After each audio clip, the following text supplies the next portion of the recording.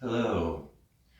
The main postures in this yin sequence will be both sides of banana pose, Ragdoll pose, eye of the needle at a wall, both sides, and then both sides of twisted roots pose.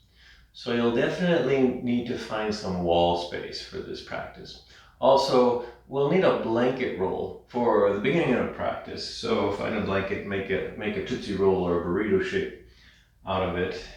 And any other props that you would like, blankets, pillows, bolsters, sandbags, blocks, can all be useful to find your version of stability in each of the postures. The topic that I will be reflecting upon during the practice will be the season around the equinoxes. And I'll also be talking about the long-term wobble of Earth's rotation axis, known as precession.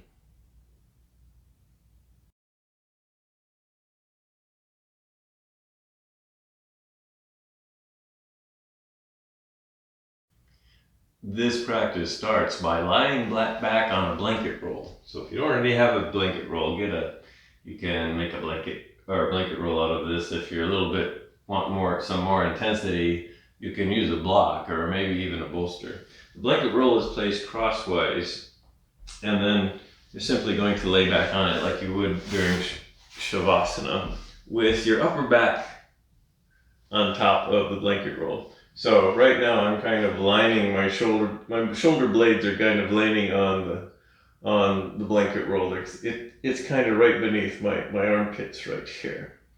And then the idea is to just kind of lie back and feel the pressure of the blanket roll pressing into the back of your upper back. It might be kind of uncomfortable because normally our primary curve in the upper back doesn't feel that kind of a pressure. We're reversing the shear stress on the back. Legs are comfortable. They can be in Shavasana legs. You can do other things. Maybe you internally rotate the knees, or maybe you externally rotate the knees, just to find something that's comfortable. I'm not using a pillow here for my head, but you can. So if this is too dramatic for your head and your neck, you can always put a pillow underneath your head or your neck here. But if you like the opening of the throat here from the gentle, having the head chip gently back here, then try that. And then arms are kind of wide and relaxed here. You're almost in a state of Shavasana here.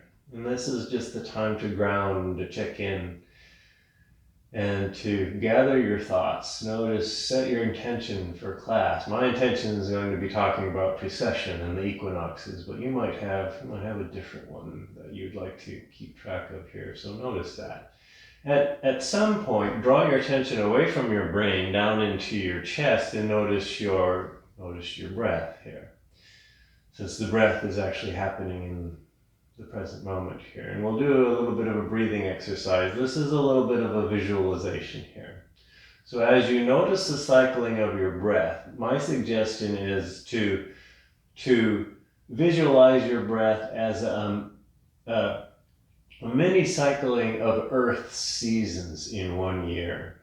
And then I'll go ahead and move through the breath here. When you get done with the next exhale and you begin your next inhale, in the middle of the inhale, you can think of that as an equinox, as say the spring equinox here. And then when you completely fill up your torso, at the end of the inhalation, when you're completely full of air here, that's the summer solstice.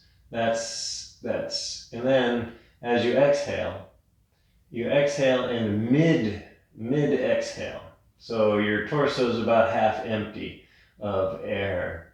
You can think of that as another equinox, the fall equinox. And then when you arrive at the end of your exhale, you're all out of breath and you're empty.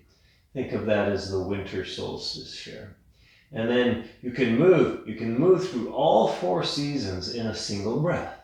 So you start at the beginning of your inhale is kind of the winter solstice, and then as you fill up mid-fill of your torso with air, your lungs with air, that's the spring equinox. And then when it's completely full of air at the end of your inhale, that's the summer solstice.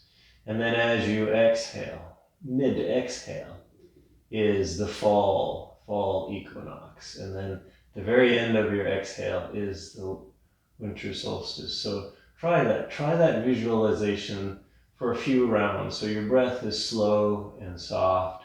And all you're trying to do is visualize the actual seasons of one tropical year on Earth, summarized in one breath cycle here.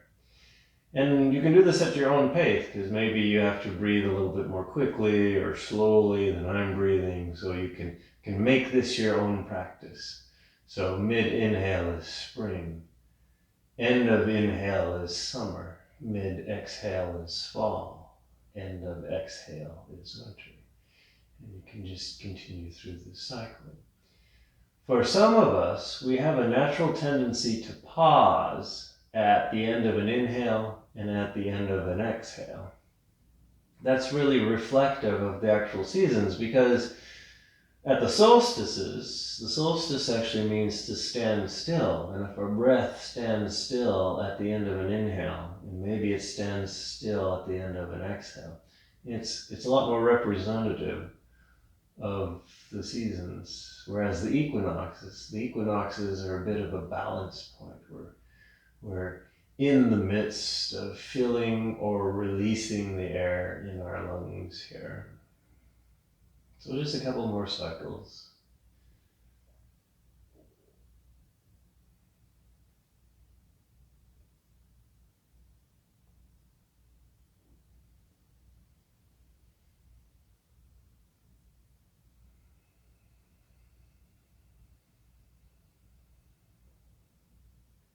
And then you can drop the visualization. If your eyes are closed, you can open your eyes, gently bend your knees, gently roll over onto one side, and then make your way up. You can remove the blanket roll for a moment. Come to seated. I'm going to suggest a seat. I'm going to suggest sitting back on your heels. Now, if this is not something that's going to happen for you, then find another comfortable seat. Maybe you can sit comfortably cross-legged.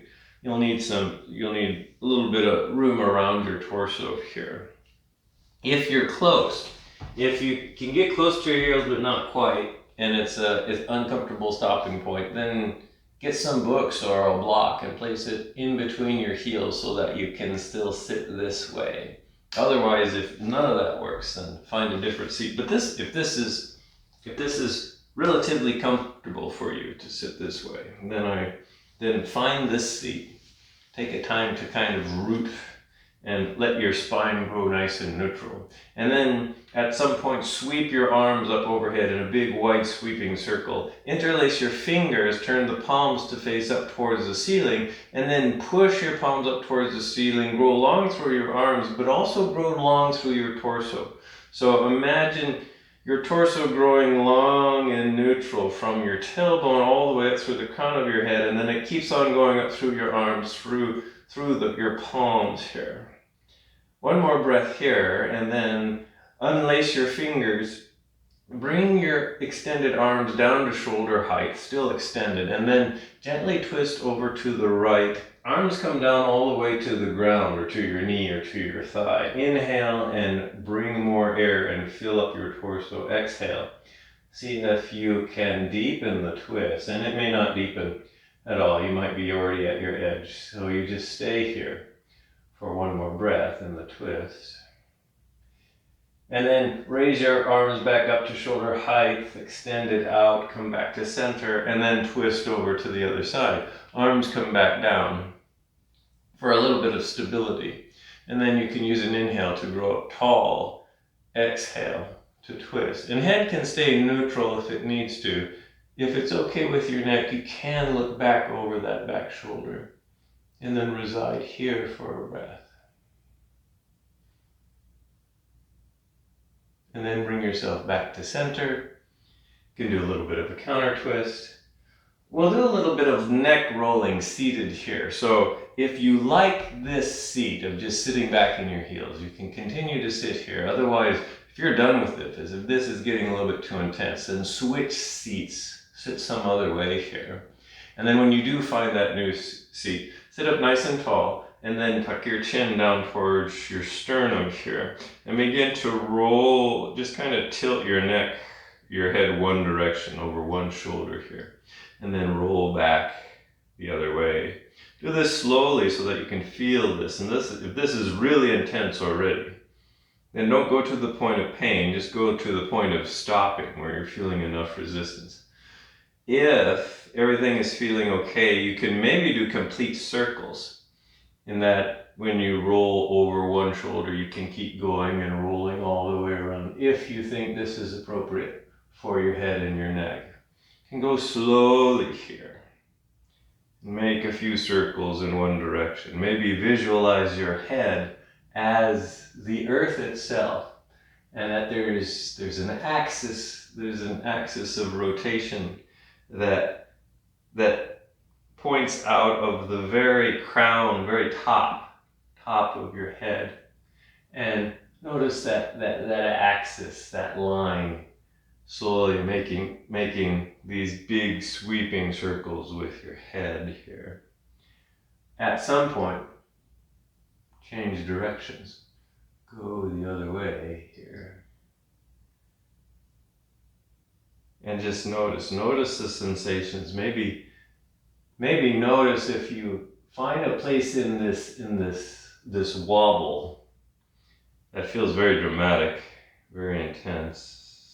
And send your breath there. And then at some point, bring your head slowly back to neutral here. And then we'll get started with the longer held yin postures. So the first long held yin posture is called banana pose here. We'll make our way onto our backs, legs extended out long. This is a full body lateral bend, so we're trying to lengthen and open through one or the other side of the body here. So you just start out with kind of a neutral position, kind of centered here. Hips are flat on the floor, and we're going to try to keep them flat. And a sandbag, you can use a sandbag to drape it across your torso. I'm going to demonstrate today without a sandbag, just to say you can use sandbags, you can not use props. Okay, maybe we won't use props for banana pose. Take your extended legs and start inching them over to the right side, as far as they go until they feel stuck. Now you can just leave them where they ended up, or you can experiment with crossing the heels. It doesn't really matter which way you do it. You might find one way that you like the most, so do that way. Start inching your torso over the same way. So notice I'm trying to keep my hips in kind of the same spot on the floor here. And kind of opening up through this whole left side. So that's kind of the point to banana pose here. And then there's other things, then when you feel kind of stuck, then this is your pose here. So if your left side of your hip is lifting up off of the floor, maybe gently kind of encourage it to settle back down onto the ground. But this is yin, so we're actually trying to soften, let the muscles soften here. So it doesn't have to be on the ground, but we're kind of wishing it would settle back here. But it's okay if it floats a little bit here. As long as you're feeling something along the left side. You can do different things with your arms. So you can extend your arms overhead. You can maybe stretch that left arm and the left shoulder here, if that feels okay here on your, and get an additional stretch here. And then settle here. Head and neck are comfortable.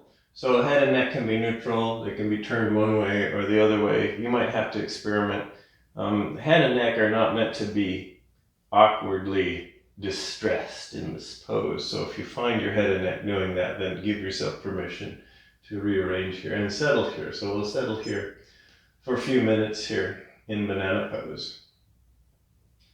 So this is a lateral bend in traditional yoga practices, lateral bend, the subtle energy of lateral bends was seen as balancing. So lateral bends were balancing postures. You did both sides because you were trying to balance both sides of the body. You're trying to balance the energy of both sides of the body.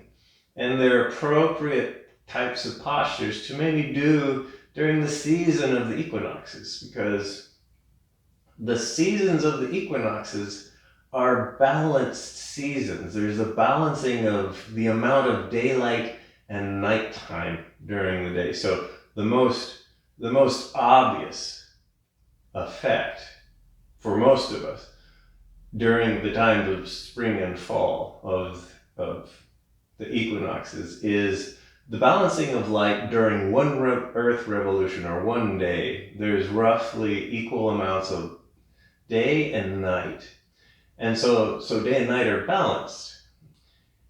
In fact, the word equinox, the word itself, equinox, means equal night. And that's referring to the fact that there's not one thing dominating another. It's not the winter solstice where there's way more darkness than there is light. It's not the summer solstice where there's way more daylight than there is night. It's halfway in between. It's balanced here. So among other things, the equinox symbolizes balance here. We're symbolizing it here through our banana pose here. So maybe about one more minute in banana pose. Give yourself permission to come out whenever you would like. Remember, time is the third principle of yin. So the other two in yin, the first principle is finding your appropriate edge for your very unique manifestation here. And that's a place where your body stops, feels resistance, feels traction, tension or compression somewhere. Not enough to be painful or injurious, but enough to be noticed here. And sometimes the word that comes up is uncomfortable. But maybe over time we get a little bit more comfortable with feeling those physical sensations. The second principle is stillness. And stillness just means that we resolve to stay for a while. We're not jumping in and out of the postures. We're not getting up to go get a drink. We're staying here for as long as we think is appropriate as well here. So this requires a little bit of patience, a little bit of commitment. And then the third principle is actually staying for a little bit longer than we would normally stay, although we've stayed quite a good time here in banana pose. So when you're ready to come out, then slowly just work yourself back to your center line. So legs come back to center, your torso comes back to center. You can reverberate here for a moment. So maybe do some counter poses or just some rest here. I'm going to suggest bending your knees and slowly drawing your knees into a chest and giving your knees a hug here. You can just do that for a while, or you can make knee circles. So move both knees over to one side, away from your torso and around to the other side, and then back towards your torso, and make these slow circles. Got my hands on my knees to kind of help guide my knees. As you're doing this, notice the changing circle of pressure on your low back as it presses against the floor. So you're kind of moving your whole hips around, and you're giving the back side of your pelvic bone a massage here. You can go the other way for a while. And then when you're ready, we've got the other side of banana pose to do. So lengthen your legs out long, back to a neutral center line, kind of reground your hips again. So they're going to try to stay stationary. And this is why sacral circles were kind of good to do. We got to move the hips around. Now we're going to kind of keep the hips stationary to get into the other side of the body here. So now the legs kind of inch over to the left, and your torso inches over to the left. And you can kind of do this in stages. Maybe legs go a little bit, torso goes a little bit, legs go a little bit. And then experiment with arms. Arms can just be by your side. Maybe they're out wide. Maybe they're up overhead. Maybe you have a sandbag on your hip or not. Maybe you've got your feet crossed or not. Again, you're kind of making this your version of the pose that you like here. And then we stay here for a few more minutes on this side.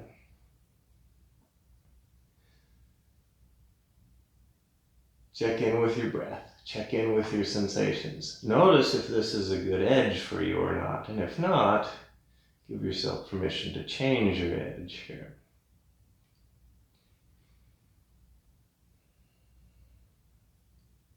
So some other very noticeable characteristics about the seasons around the equinoxes, besides the fact of roughly equal daylight and roughly equal night during an entire day and not an entire rotation of the Earth, is the fact that the sun rises due east and sets due west pretty much everywhere on the surface of the Earth. In fact, the equal daylight and equal night is also true of any point on the Earth. And it doesn't matter where you're at on Earth, those qualities of the equinoxes holds true. That's what's so special about the equinoxes. No matter where you are on Earth, the sun rises due east on either of the equinoxes. It sets due west on either of the equinoxes, depending on, no matter where you are, because the equinoxes are, of course, reversed depending on what hemisphere you're in. And so that's what we know. In fact, we colloquially know the equinoxes as the first day of spring and the first day of fall. But of course, they're actually halfway between the solstices. And so they're kind of half of everything. Remember, we were doing the breath exercise where it was half of your breath here. And the equinoxes were noticed and were special times to the ancient peoples who were trying to figure out how time actually worked. And they were noticing that the Earth cycled through seasons, and the equinoxes were important markers of those seasons. And the reason why we have these seasons is because the axis, the turning point of Earth's rotation, which of course passes through the North Pole and the South Pole. And you can extend that axis, that line out into space, into infinity. That axis is tilted to the axis of its orbit, to its trip, to its traveling around the sun here. And because it's tilted, we get different amounts of daylight, we get different intensities of sunlight at different times of the years. If the Earth's axis was not tilted, any particular place on Earth would not experience seasons. In fact, if the Earth had no tilt, then every day would be like an equinox. But because the Earth's axis is tilted, we only experience 2 equinoxes a year. So one more breath here on this side of banana, and then slowly bring yourself out of banana pose here. Bring yourself back to center. You can release and shake things out. Maybe there's some kind of wiggling or maneuvering or resting you would like to do. You can do the knees into chest. You can do the knee circles again. And just notice that circling here as well. This is a good visualization for the topic coming up, which is the fact that the Earth actually wobbles on its axis here. At some point, roll over to one side, bring yourself up. So the next posture is Ragdoll pose, which is a standing posture. It's a standing forward bend. So you'll make your way up to standing. Nice, stable feet. If your balance is good, you can just do this wherever you're at. You may or may not need some wall space here. So maybe try this without a little bit of wall space. This requires you to balance with your feet. I'm going to suggest feet a good distance apart just for more stability. So they can be hip width or even shoulder width apart. Knees can be soft, and then you just fold forward here. So knees can be as straight or as bent as you need them to be. And then you're trying to soften your upper body. So Ragdoll is a pose where you're relaxing your torso, your arms, your head, your neck. Your feet and your legs are kind of working here to kind of keep you standing. So this is Ragdoll here. And if this is okay for you to stay in for a few minutes, you can. This might get a little bit desperate when we try to keep this up for a few minutes. So an alternative is to move over to a wall space. And then from here, just kind of back up next to the wall. Maybe feet not right against the wall unless you're really flexible and you can keep your legs super straight. Keep your feet a few inches away from the wall. Feet, again, stable width apart. And then fold forward, knees are soft and bent. And what you can do is you can rest. You can rest your backside up against the wall to take the balance out of the equation. That way you can just use gravity in time to allow your torso to hang here. So that's another alternative here. For some folks, this is still a little bit too disorienting here. So a third alternative I will suggest is caterpillar pose. And caterpillar pose is just this forward fold only seated. So you sit, legs extended, and then fold over here. Use what props you need to make this accessible for you. It might feel a little bit more psychologically stable because you don't have this idea, fear of maybe losing your balance here. So these are all good ways to do this. Since if you are doing Ragdoll pose, either at a wall or not at a wall here, then I would suggest, since we're inverted here, this is an inverted pose here, it's time to kind of visualize the earth as a spheroidal shaped object that's turning rapidly on its axis once every day, and that's what defines a day. One solar day is one complete revolution till it returns, one surface returns to facing the sun here. And that's a day, and since the axis is tilted, sometimes it tilts, one axis tilts towards the sun, the other one is away, and so we experience the seasons in the opposite, depending on whether you live in the northern hemisphere half of the earth or the southern hemisphere. So if you go down under, if you live in the northern hemisphere and you go down under, you realize that winter is actually summer, spring is actually fall, and vice versa here. Because when the Earth's axis is pointing towards the sun, it experiences summer. When the Earth's axis is pointing away from the sun, it experiences winter. And since there's two axes, one in the north and one in the south, this is the reason why the seasons are reversed. The interesting thing is at the equinoxes, the daylight and the daytime are the same in both the southern and the northern hemisphere. It's just that the southern hemisphere might be moving into winter, the northern hemisphere might be moving into fall, or might be moving into summer, depending on the particular equinox here. So just one more breath here in Ragdoll pose. So my suggestion for coming out of Ragdoll, you can pop up to standing if you want to, but I would suggest slowly bending your knees, putting your hands on the floor, and coming down onto hands and knees. And maybe some cat and cows would feel good here. I'm gonna move back over onto a little bit of patting here for my knees. And since that was a forward fold, I'm going to suggest starting with cow pose. So cow pose is a back bend. You sink your belly, tailbone tips up into cow, and then maybe move into a nice cat pose, and then just cycle a few times as a little bit of a relief. from that forward fold, from Ragdoll pose here. And you can come out of caterpillar and make your way into cat and cow, or maybe do some seated cat and cows here as well.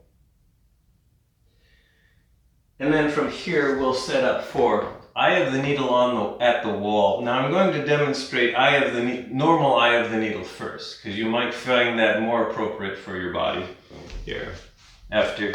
But you can also try eye of the needle at the wall here. So regular eye of the needle is a hip opener that starts laying on your back, knees bent, feet on the floor. And then you draw your left leg in, put your left heel on your right thigh, left knee goes out wide. This might be where you stay, or you draw the right leg in. And you can hold the right leg behind the thigh with your hands, or in front of the shins with your hands, whatever kind of works best for you here. So this is regular eye of the needle. What I'm going to demonstrate and practice today is a version at the wall, which for me is a lot more intense, but for other people, maybe they actually enjoy that more than this eye of the needle. So again, this pose is called eye of the needle at the wall. It's sometimes called Swan at the wall. I'll just demonstrate with a little bit of padding, but you can use no padding. You can put a bolster where you're going to stay at the wall. And then you need to get into legs up the wall here, which is sometimes the biggest trick. So swing your legs up the wall, extend them long, and I would suggest your hips are actually not up against the wall. Unless, of course, again, you're a really, really flexible person, have a lot of range of motion in your legs and your hips. Otherwise, probably best to start with your hips at least a few inches away from the wall, and you might want to be able to scoot yourself back away from the wall more when you get into this posture. So with both legs up the wall, bend the left knee, and then bring the left knee out wide, put the left ankle on the right thigh, like so. See how this is feeling to you, and if there's a lot of sensation, then you're probably already at your edge. You can stay here. The second stage is to start bending this right knee and drawing the right foot down the wall. It's kind of nice if you can get the foot flat against the wall here. Maybe that's enough, and that's where you stay. Or maybe you can get the foot parallel, the shin parallel, like your foot parallel to your knee, so the shin is kind of parallel to the floor. That requires me to back up here, otherwise it gets too intense and I actually get stuck in this pose, and you might have to adjust to do the same. So if you're feeling a lot here, then this is where you stay. So we'll stay here for a few more minutes here.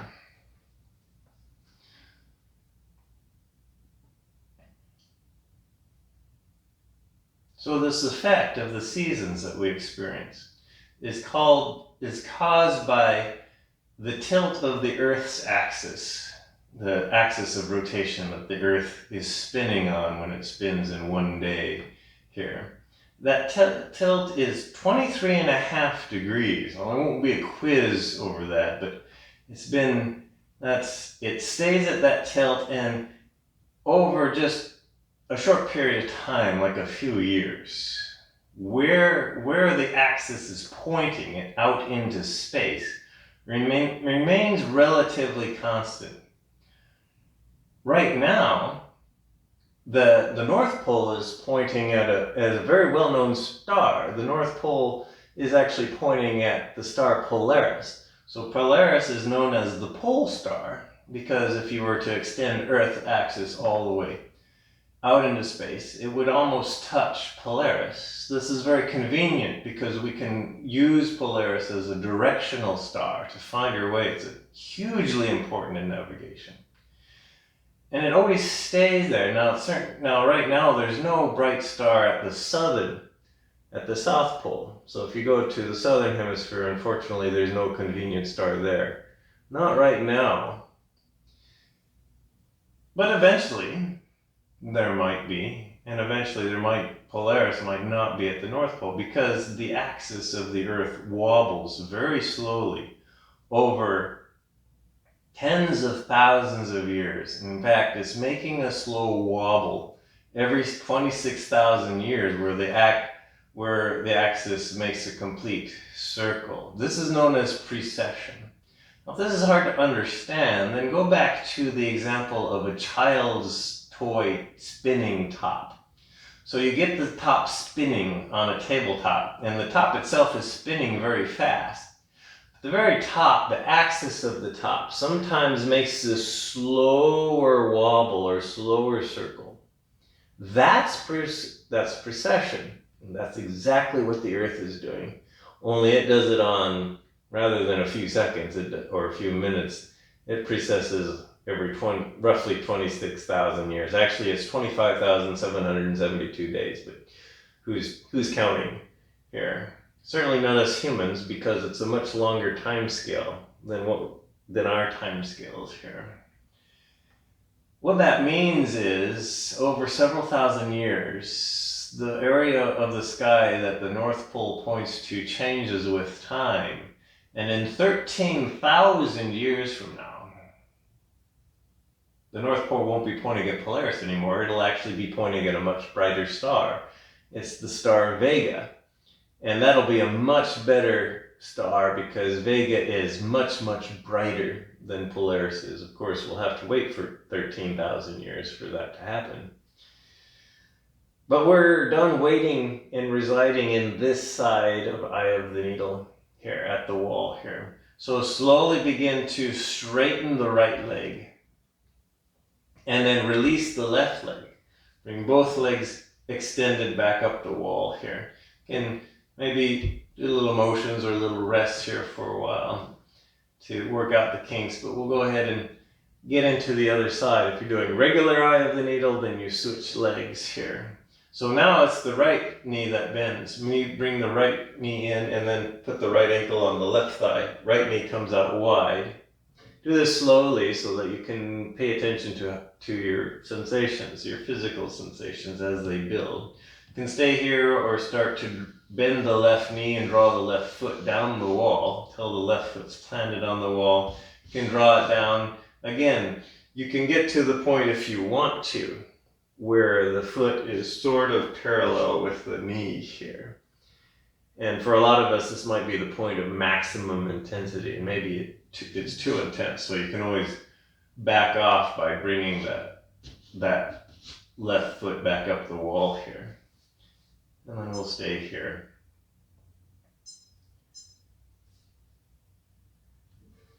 For a few more minutes on this side.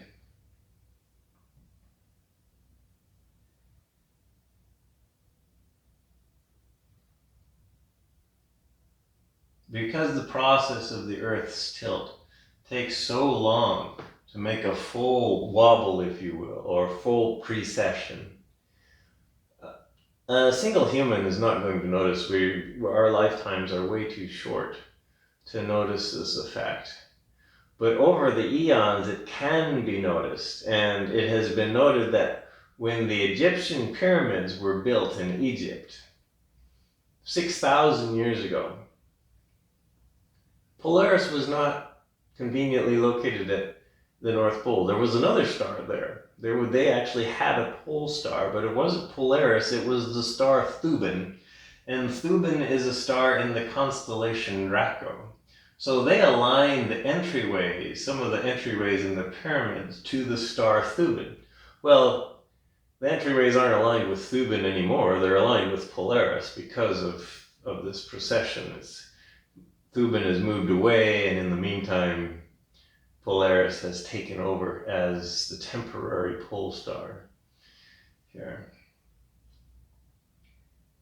This effect has been known about, though, for thousands of years because when a Greek astronomer, Hipparchus, was the first, in the 2nd century BC, Hipparchus was recording the positions of stars. And he was noting that the positions of stars that he was recording were different than the positions of those same stars that were recorded by the ancient Babylons several hundred years before him. And what he noticed is the stars all shifted position and they shifted position all in the same systematic way. What he realized is the stars weren't changing their position. The perspective point was changing with time. And so he was the first one to realize that the stars were actually changing position because of this wobble that the Earth had, the apparent position of the stars.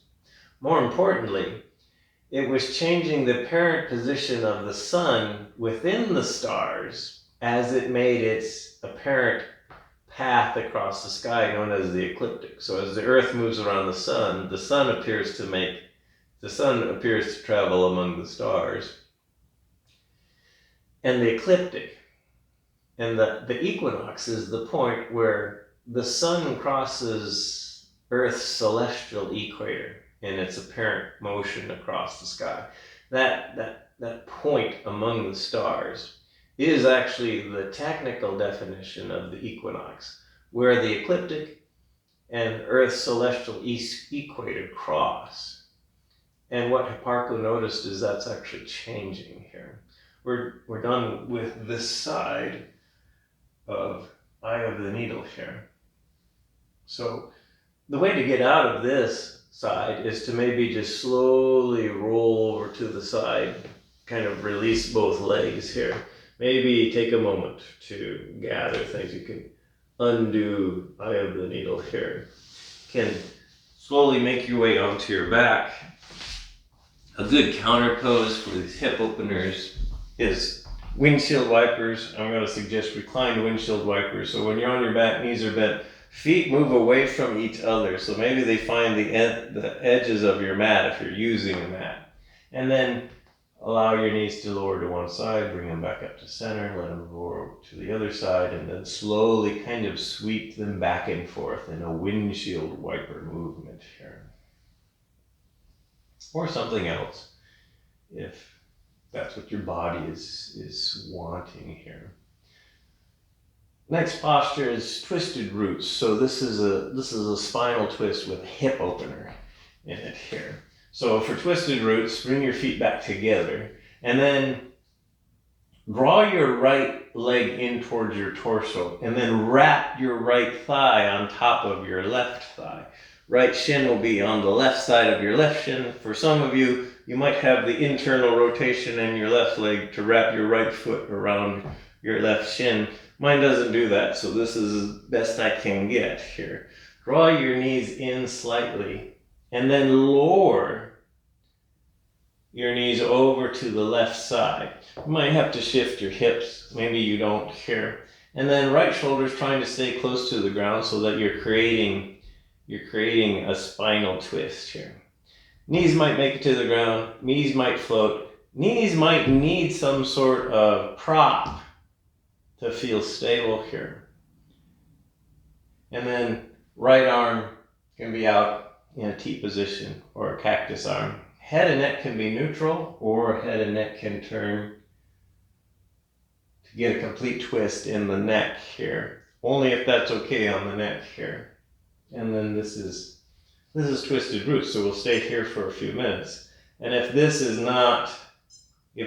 too painful in the hips to have the twisted root legs, then I would bring both legs parallel to each other here. And just practice the twist like this here. So your option here for this spinal twist here. You can also do things like move this arm, sweep it up and down, and see if there's a place of intensity of sensation that you'd like to have in the upper body here in this posture. But one thing to look at or to think about, maybe you can't really see your legs there if you are doing the twisted root legs, that your thighs are actually at an angle to each other. So this is maybe good in visualizing these concepts that I've been talking about is, so as the Earth spins, it spins on an axis, and perpendicular to that axis is the plane of rotation for one day. So as it spins around for every day, it has a plane of rotation. In that plane of rotation at the equator, by the way, on the equinoxes, at the midday, the sun is directly overhead on the equator. It's called this, you can expand that equatorial plane out into space, and that's what's known as the celestial equator. So that's what I'm referring to. As the Earth travels around the sun in its orbit, that also creates an orbital plane. And because the Earth's axis is tilted, the celestial equator and the orbital equator, which is the ecliptic, are tilted to one another. Just like your thighs are kind of crossed in twisted roots pose. That point where they intersect is the point of the equinoxes. And what Hipparchus and other ancient astronomers realized is that point is an actual place out in space, and it's the place where the sun apparently is with respect to the background stars on the equinoxes. And that point is not permanent. It actually moves as the Earth wobbles. So the ancients called this the precession of the equinoxes, and that's where we get this expression. Nowadays we don't call it precession of the equinoxes. We just call it, the modern phrase is just the word precession. It's like the Earth precesses, and it has a precession cycle of about 26,000 years to make one big axis sweep, or one big change where the apparent place where the sun crosses the celestial equator travels through all the constellations of the zodiac, which is what the ecliptic actually travels through when you look at the sun as moving through the ecliptic rather than the Earth rotating around its orbit. One more breath here on this side, and then when you're ready, bring your knees back up to center. Uncross your legs here. Maybe a little bit of movement or rest, but it is the other side of twisted roots, the other spinal twist here. So to make the twisted root legs, feet are on the floor, knees are bent, bring the left leg in, and then wrap the left thigh around the right thigh here to make that intersection again here. Shift your hips if you need to before, and then gently lower the knees over to the other side, to the right here. Left shoulder might lift. That's okay. If you end up completely on your side, though, you're not in a spinal twist. So you're trying to encourage your upper body to move back so that you know you're in your spinal twist. To help with that, the left arm can be out in T, or swept out above, or in a cactus arm position here. And again, if your neck is sensitive, maybe keep your head and neck neutral, or you can turn your head to the left here for a complete spinal twist. And here we stay for a few more minutes. So these words might be familiar to you, like the ecliptic and the zodiac. So from the Earth's perspective, as the Earth orbits around the sun appears to move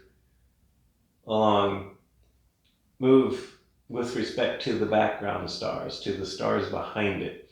And that apparent path that the sun makes is called the ecliptic. And the ecliptic passes through 12 regions of sky designated as constellations, and those 12 constellations are known as the zodiac. Probably sounding more familiar, because now, depending on when you were born, you've probably learned what your zodiac sign was, and maybe it's Pisces, maybe it's Virgo.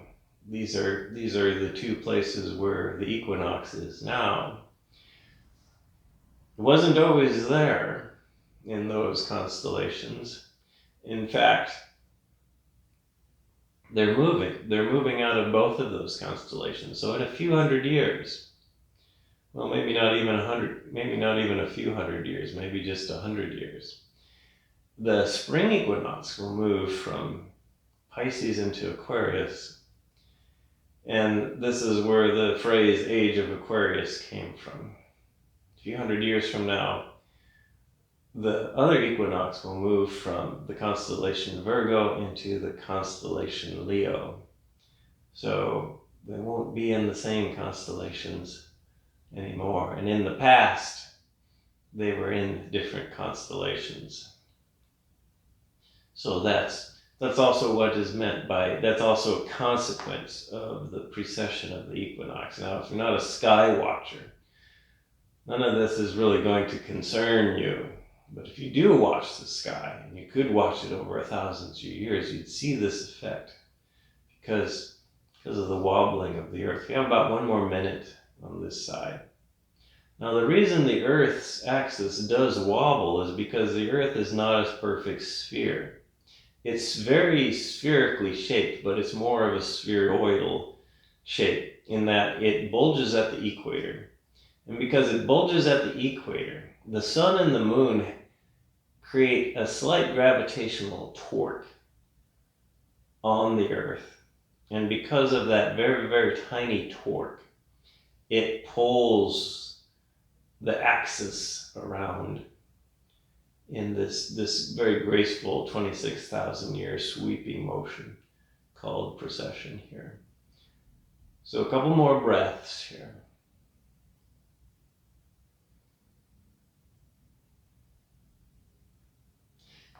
When you're feeling ready, slowly bring your knees back up to center. You can release the knees here. You can shake things out. Maybe gently roll onto one side. Bring yourself up to seated. Find a comfortable seat, but if you can sit back on your heels, I'm going to suggest sitting back on your heels once again. Again, this is not accessible to all of us, so if you're finding that cue frustrating, then please find a different comfortable seat. Here. We'll try a little vinegration before we move into our final resting posture. I call this Cryo circle of life here. So bring your hands together at heart center. On an inhale, extend your arms forward and raise your palms to face, kind of point up towards the ceiling. As you exhale, sweep your hands apart and behind your torso, interlace your fingers, roll your shoulder back, extend your arms back. Make a slight back bend, so sternum moves up and forward. Maybe look up here. And then exhale, bring your hands all the way back up to heart center. We'll do that 3 more times here. So I'll sit this way just so you can see it this way. Hands at heart center, inhale, extend your arms up. And then exhale, sweep your arms apart and behind you. Clasp your hands, or if you can't clasp them, get them as close as you can. Extend your arms down as you come into a mini back bend. So the heart expands upward here. And then hands come back to heart center. So a couple more times. Maybe a little bit faster here. So arms come up on an inhale. Exhale, hands come behind you. Inhale, interlace your fingers and make a tiny back bend as arms extend, and then exhale, hands to heart center. One final round here. So inhale, exhale, inhale, and then exhale, hands to heart center. And then from here we'll move into our final resting pose. It can be traditional Shavasana. I'm going to suggest legs up the wall pose. So again, go back to your wall space, and you'll just come back to that position that we started in for wall. I have the needle at the wall. I'm just going to use a different wall space here. So make your way sitting side next to the wall and then roll your legs up the wall. You can have some padding underneath your hips if you want to, or if it feels better to not have any padding, then go ahead and not have any padding here. This is where you're going. This is final relaxation. So make this posture comfortable. If you have a pillow handy, you can place the pillow underneath your head. If you like to cover up with blankets or jackets for warmth, then do that here. And then begin to settle. If you don't like legs up the wall, then do your favorite restorative posture here. Take some time to settle and ground and root in this posing. The importance of this pose is you need to feel stable and secure and safe in this posture. So any of those things aren't happening, then create conditions where they are happening here. And then you can focus on your breath, maybe go back to that seasonal cycling visualization as the breath being composed of the equinoxes and the solstices. Soften your head, let your thoughts be soft. Rib cage is released, arms are soft here. Tongue is soft, jaw is released. Skin around your eyes released here.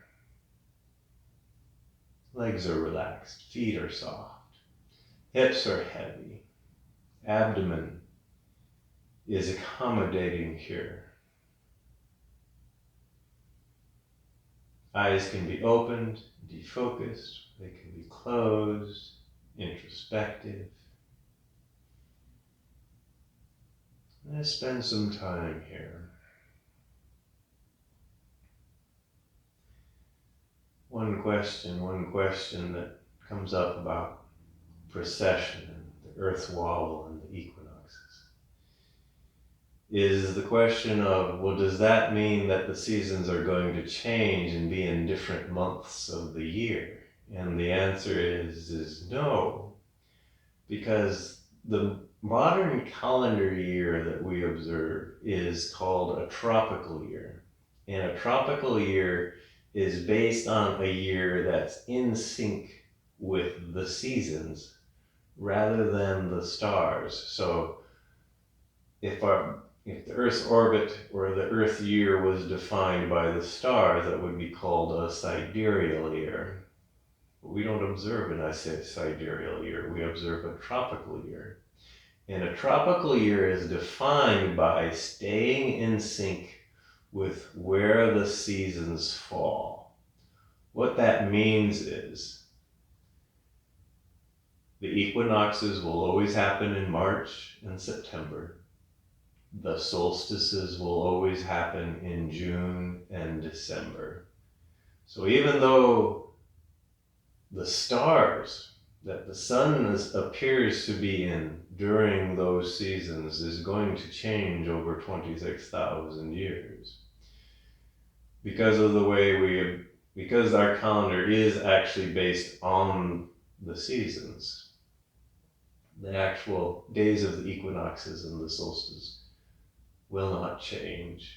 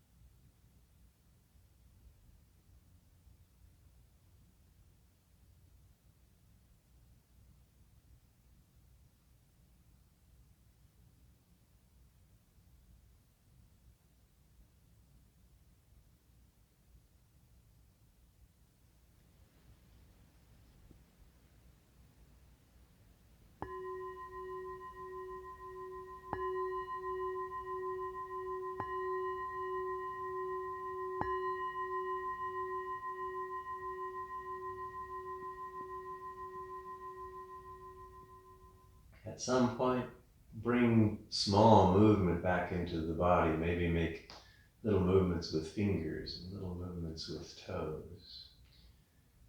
You can gently move your head from side to side. You can bring motion into your feet, to your hands, arms and legs. If you're practicing legs up the wall, gently bend your knees, maybe place your feet on the wall, and if you can maybe press yourself away from the wall an inch or two.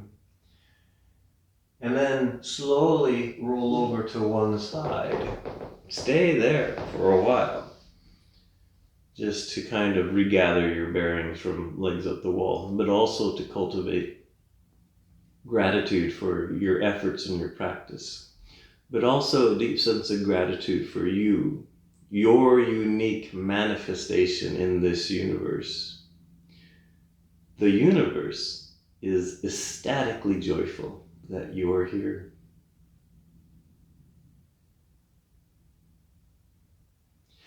Slowly at some point bring yourself up to a comfortable seat. When you get there, bring your hands together in front of heart center. We'll end this practice with an Om. You can either join in or simply listen.